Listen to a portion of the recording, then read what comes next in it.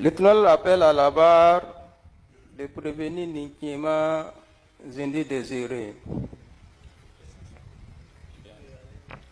Restez à la barre, M. Sommer, s'il vous plaît, restez à la barre.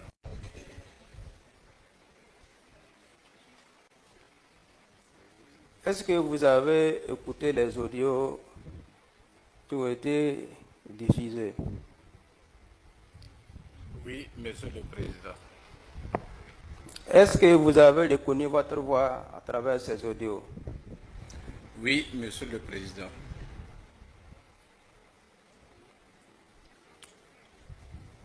Vous étiez en train d'échanger avec qui? J'étais en train d'échanger avec le juge Sommet Alban.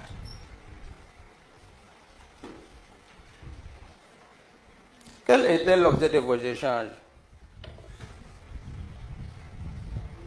Ce sont des échanges de courtoisie. Est-ce que M. Sommet vous a transmis des images de PV à travers vos échanges? Des images de PV? Oui, je reconnais avoir reçu une pièce d'un PV qu'il m'a transféré en lien avec mon dossier. Et je pense que, en tant que partie, cette pièce, peut-être que sous contrôle, sous réserve que mes avocats peut-être le disent le contraire, c'est une pièce de mon dossier m'appartenant dont j'ai le droit de prendre connaissance. Je reconnais. Est-ce que vous pouvez nous dire quel est l'objet de ce procès verbal-là? C'était relatif à quoi? Ou bien ça parlait de quoi? Je pense que c'était en lien avec je pense que la dernière fois il vous a présenté ce PV, c'est ce PV-là qu'il vous a présenté, et dès qu'il a entendu le nommer votre chèque sous PV, il vous a présenté cette pièce-là ici. Je pense qu'il s'agit de cette pièce. La dernière fois, il vous a présenté une pièce que quand le chèque est venu dans son bureau, après l'avoir plusieurs fois, entre guillemets, insisté, il a fini par l'entendre sur le PV. Je pense qu'il s'agit de ce PV-là.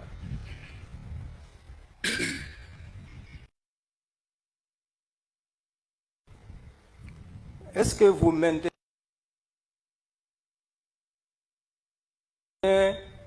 que ce n'est pas le juge Sommet Alban qui vous a communiqué les identités de Cheikh Ouedraogo et de Sankara Adama?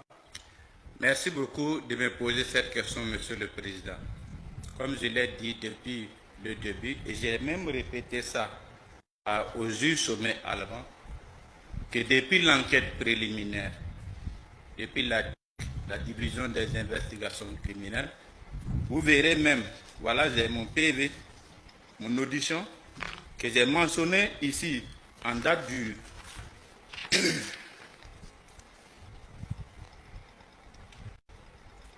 l'an 2000 et le 24 juin, le 21 juin. Le 24 juin, la police, la division des investigations criminelles, j'ai noté ici les noms de ces personnes-là. Et mieux, vous verrez que dans l'audio, il y a un troisième nom qui est sorti, que je n'ai pas ajouté dans ma procédure, dans ma citation, Canon Ousmane. Tout est dit ici. Il y a Sankara Adama, tout s'est dit ici. Et je disais, quand on m'a interviewé, on m'a interrogé, quand le juge m'a interrogé, je vous prie de chercher mon interrogatoire au fond devant le juge.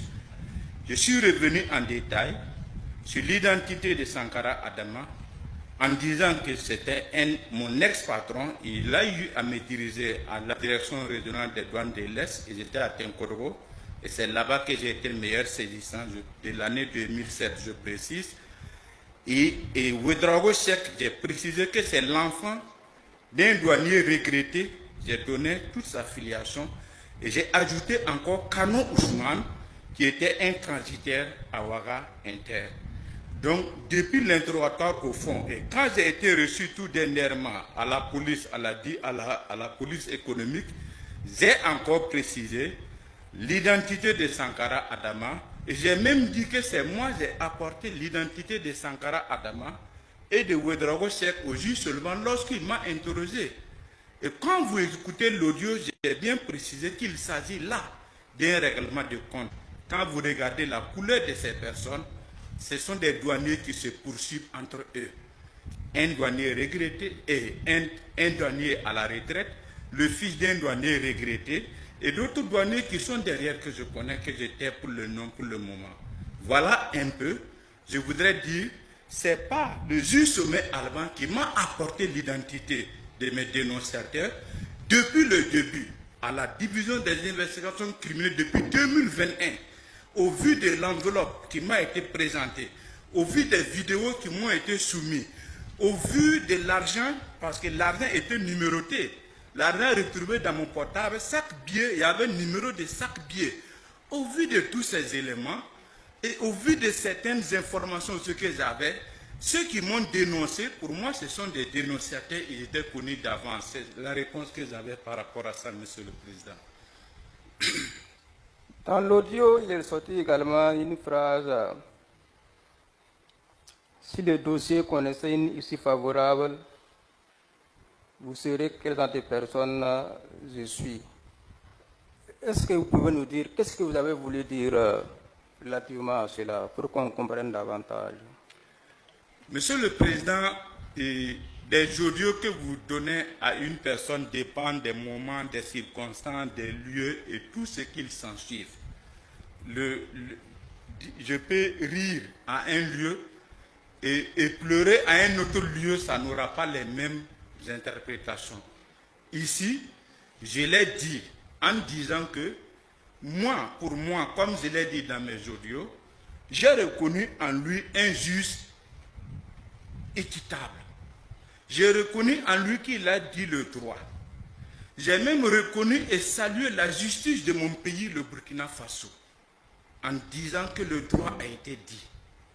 Et j'ai dit la dernière fois, quand je lui faisais le cadeau, il dit Dieu a passé par lui pour ressusciter ma carrière parce que, Monsieur le Président, il a dit la dernière fois que l'ex-directeur général des douanes Kadero Mathias est venu à maintes fois lui dire de me sanctionner sévèrement. Sévèrement. Personne n'a relevé ça. Ça aussi, c'est une influence. Il pouvait aussi tenir compte. Il avait une pression. Et comme le droit a été dit, et qu'il a respecté le droit, je suis étonné que Kadero Mathias, jusqu'à cette heure-là, ne comparait pas par rapport à ce qu'il a dit. Donc pour moi, au vu de toutes ces pressions qui pesaient sur lui, il a dit le droit. C'est comme vous, Monsieur le Président, si demain je suis blanchi, si je vous vois, je vais vous dire merci beaucoup dans cette procédure. Si je vous vois dans 2 ans, dans 3 ans, je vais vous dire merci beaucoup parce que vous avez dit le droit à ma faveur. C'est tout ce que je voudrais dire. Vous avez également reconnu avoir remis la somme de 500 000 francs CFA. Je parle de ce qui est constant. À travers votre petit frère, Nikiema Yambi Marcel, à l'occasion de Pâques 2025 à M. Sommet. Est-ce que cette remise de somme d'argent a un lien avec l'affaire qui traitait et dans laquelle j'étais cité comme mise en examen? Monsieur le Président, merci encore de me donner l'occasion de m'exprimer sur cette question. Comme je l'ai dit la dernière fois, en Pâques 2025, le juge Sommet Alban a rendu son ordonnance de non-lieu le 12 juillet 2024. En Pâques 2025, comme je l'ai dit, j'ai juste été, c'est une affaire spirituelle entre Dieu et moi. Et j'ai eu à cœur, comme je l'ai dit devant votre tribunal, que j'ai eu à cœur de donner la somme de 500 000 francs à l'occasion de la fête de la résurrection à M. Sommet Alban, parce que Dieu a passé par lui pour ressusciter ma carrière, parce que j'étais d'abord à l'OND en train d'étudier. Et j'ai dit que Si ce non-lieu n'avait pas été levé, moi-même, je n'aurais pas la quiétude nécessaire pour étudier en Europe. C'est vraiment une affaire spirituelle. Je ne dis pas qu'il m'a fait quelque chose. Il n'était même pas au courant, il ne m'en a pas demandé. Donc, il n'y a aucun lien. Je suis formel. Il n'y a aucun lien entre le fait qu'il a traité mon dossier ou il a pris connaissance de mon dossier et par rapport à mon don dont je l'ai fait. Je voudrais apporter cet élément de réponse avec respect devant votre tribunal, Monsieur le Président. Est-ce que vous maintenez que c'est vous qui avez notifié les identités des Ouedraogo? Est-ce que vous maintenez cela? Avant de répondre à cette question, je voudrais présenter mes excuses publiques au barreau du Burkina Faso. Je vous demande pardon. Parce que c'est une plaisanterie, vous l'avez suivi quand je plaisantais avec le juge Sommet. J'ai parlé d'un avocat fictif en riant. C'est vraiment de l'amusement. Il n'y a pas un avocat qui soit fictif. L'avocat, pour moi, nous tous qui sommes dans cette salle, à un moment donné de sa vie, aura recours à vous. Et l'histoire nous le démontre aujourd'hui. Donc avant de continuer, je vois que j'ai pris Maître Arnaud Sampébré comme mon avocat. Je lui présente mes sincères excuses. Ce n'est pas un avocat fictif. C'est un avocat qui cherche du respect. J'ai dit cela en termes de plaisanterie et je voudrais que ça soit mentionné. Maintenant, pour répondre à votre question, Monsieur le Président, c'est moi, Nikema Zindi Désiré, qui a apporté les noms de Ouedraogo Cheikh, Sankara Adama, à Maître Sampébré pour qu'il initie une citation directe contre eux. C'est le moment aussi, je voudrais, si vous permettez, Monsieur le Président, il me semble que c'est cette citation directe qui a réuni toutes ces personnes-là. Comme je l'ai dit la dernière fois, je me sentais aussi burkinabé. Si on peut dénoncer Nikema Désiré devant les juridictions, qu'il soit jeté en prison sans être jugé, si on peut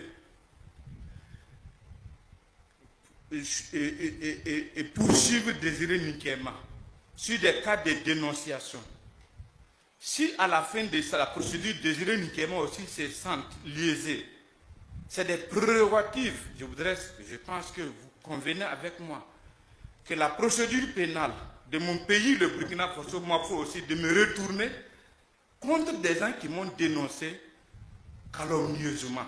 Et je pense que, en tout républicain, je suis républicain et j'ai agi dans les principes des droits et de la réglementation et des conventions nationales que mon pays a ratifiées en faisant une citation contre Ouedraogo Cheikh et Sankara Adama.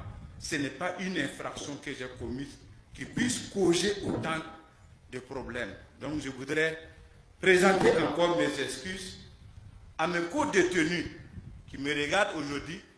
Ah, peut-être que c'est à cause de ta citation qu'on est là. Mais en même temps, je leur dis, parmi eux, il y a des magistrats que ce n'est pas la première citation qu'ils ont dû à juger et ils doivent savoir me comprendre.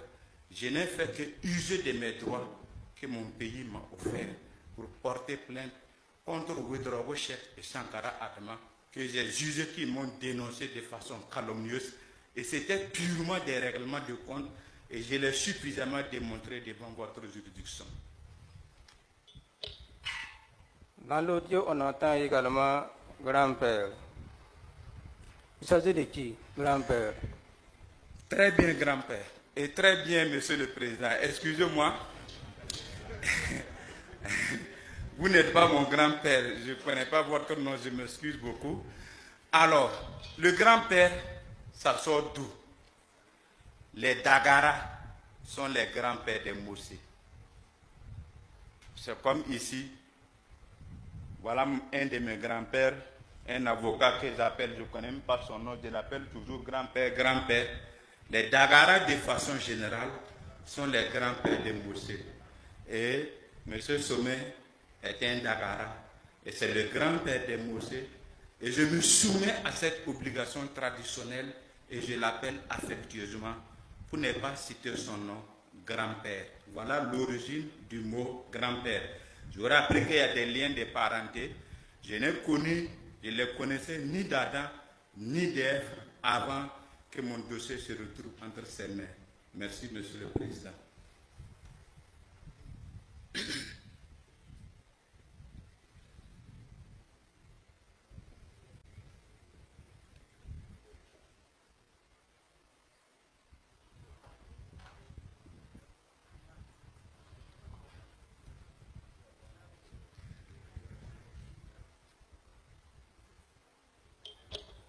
Monsieur le procureur du Faso, suite aux interventions de M. Nikiema, est-ce que vous avez des questions?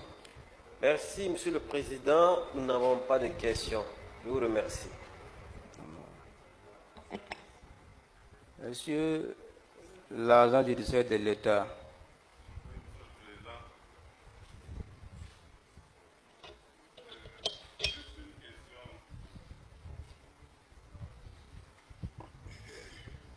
juste une question à M.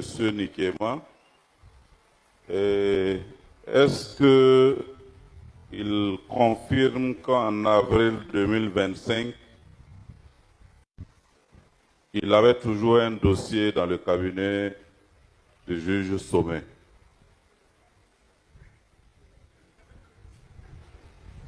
Monsieur le Président, je ne connais pas, je ne suis pas juriste, mais en avril 2025, un ordonnance de non-lieu avait été rendu. Mon seul et unique dossier qui était entre ses mains en tant que citoyen lambda, en tant que profane du droit, moi je peux répondre non, je n'avais aucun dossier entre les mains du juge Sommet à l'avant.